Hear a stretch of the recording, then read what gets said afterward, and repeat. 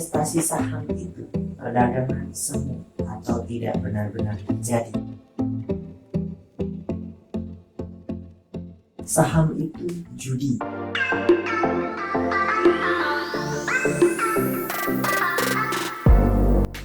Nah, kita bahas yang pertama mengenai apakah perdagangan saham itu semu atau tidak benar-benar terjadi. Banyak sekali anggapan masyarakat yang demikian.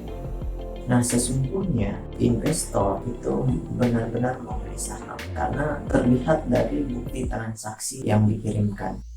Nah, jadi investor itu ketika melakukan transaksi jual maupun beli melalui handphone, komputer, atau tabletnya, gitu. Jadi transaksi itu betul-betul terjadi di mana buktinya itu dikirimkan melalui email ke email investor itu sendiri, dilakukan oleh perusahaan sebagai wujud aplikasi dari Undang-Undang Nomor 40 Tahun 2007. Nah, di mana di pasal 51 ayat 1 itu menyatakan bahwa pemegang saham berhak menerima bukti kepemilikan saham.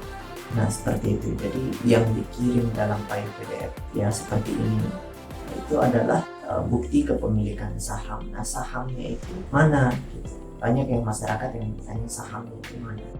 Nah, saham itu kan ada dua bentuk. Sahamnya itu bisa dalam bentuk fisik, ya, dalam bentuk lembaran kertas seperti sertifikat tanah itu. Kemudian ada juga dalam bentuk scriptless.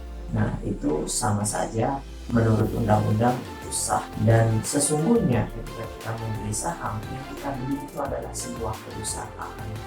Makanya Anda harus cek sebelum membeli. Jadi investor pemula atau investor secara umum itu sebelum membeli sebuah perusahaan, dia akan mengecek dulu di mana perusahaannya, produk yang dijual itu apa. Jadi dia harus tahu dulu.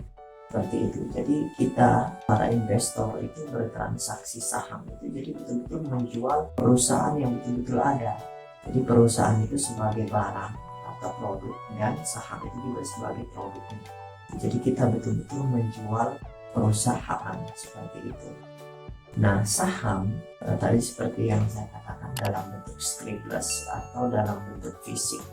Sebenarnya yang bertransaksi saham di bursa itu kebanyakan dalam bentuk scriptless atau digital atau surat elektronik. Mereka ini sebenarnya punya dua pilihan, mau memegang secara digital atau mau memegang secara fisik, itu bisa-bisa saja. Ketika Anda ingin memegang secara fisik, maka Anda harus datang ke kantor KCI pusat untuk mencetak saham itu secara fisik. Tapi sekali lagi, yang paling penting adalah perusahaannya, karena yang kita beli itu adalah perusahaan. Oke, itu yang pertama. Nah, jadi anggapan di masyarakat bahwa transaksi saham itu semu menjadi terbantahkan oleh Undang-Undang Nomor 40 Tahun 2007.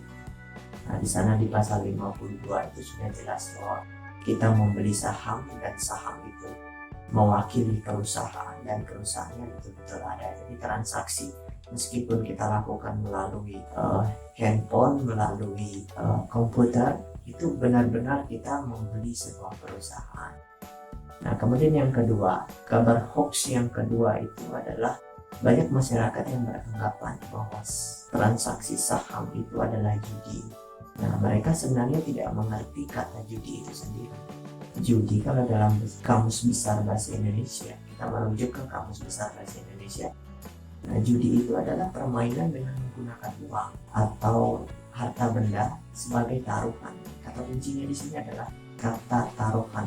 Nah, jadi kalau orang berjudi itu dia sedang mempertaruhkan uangnya terhadap sebuah permainan. Nah, ini berbeda dengan transaksi saham. Kalau transaksi saham itu kita melakukan kegiatan jual beli. Jadi barang atau produknya betul-betul ada yang kita terima ya sebagai kepemilikan kita, kemudian kita menyerahkan uang kepada penjual. Kita betul-betul menyerahkan uang kepada penjual. Nah, di sini ada mekanisme tukar menukar. Jadi barang kita terima dalam bentuk hal ini saham dan perusahaannya, kemudian uang kita serahkan. Begitu juga ketika kita menjual, uang kita terima, maka perusahaannya masih tetap di sana dan sahamnya kita serahkan sebagai kepemilikan kita yang sebelumnya. Jadi di sana ada mekanisme pemindah bukuan.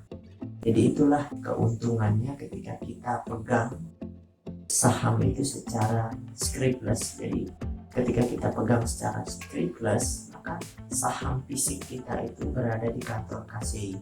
Kemudian nanti kalau kita menjual, proses pemindah bukuannya itu cepat, jadi bisa berlangsung sangat cepat, pengalihan nama, jumlahnya, dan seterusnya. Nah itu sebenarnya yang terjadi. Jadi sebenarnya saham itu bukan judi, karena saham itu mewakili perusahaan, dan yang kita transaksikan itu adalah sebuah perusahaan, seperti itu.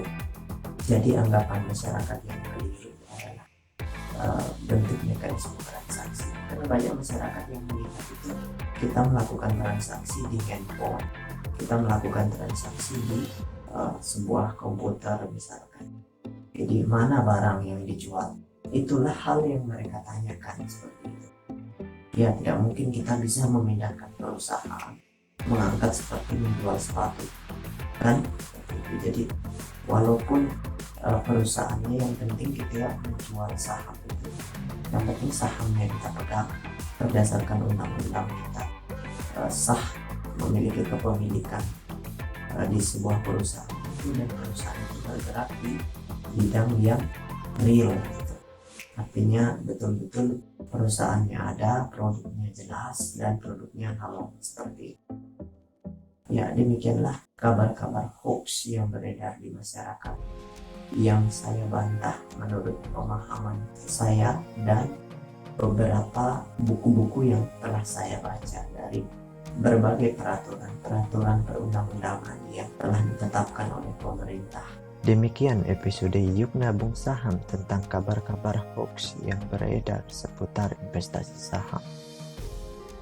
Dalam video selanjutnya, kami akan membahas untung rugi dalam memegang sertifikat saham secara fisik maupun secara elektronik dalam bentuk scriptless.